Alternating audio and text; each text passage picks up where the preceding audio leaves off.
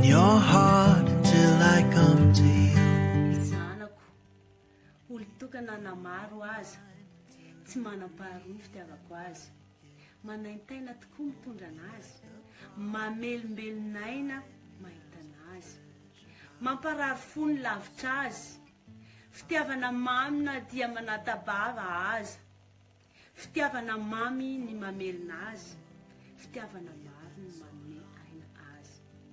Na miankina manaina aza ny mitondra anao ry zanako dia mamelombelon'aina satria ianao reriany no azoko eto an-tanako.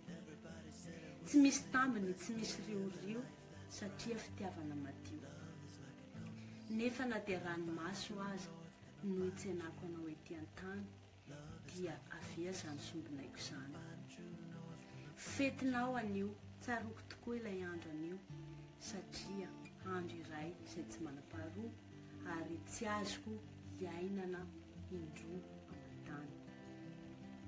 Maro ireo zavatra tsy tiako tao anatin'ny fitondrako vokanao, toy ny kolgaty, tongolo gasy, mananasy, pibasy, enina dia ny pobasy aza dia manahirana ahy avokoa.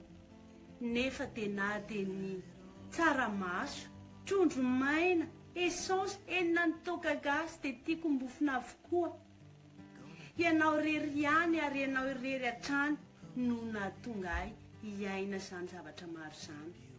Maro ny zavatra hita toy ny mitady, eny na mitady WC, eny anelakelan-tany eny.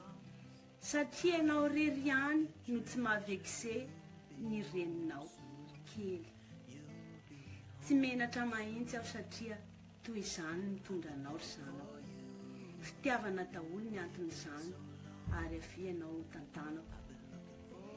Ireo olona izay manilikilika anao na manilikilika ireny vehivavy bevoka ireny dia tadidio fa ireny olona ireny dia toy ny tsy manana reny. Fetinao anio ary sambatra satria tiako loatra ianao, kintan'ny fiainako, kintan'ny fahasambarako satria ianao rery ihany no mameno ireo banga eo amin'ny fiainako.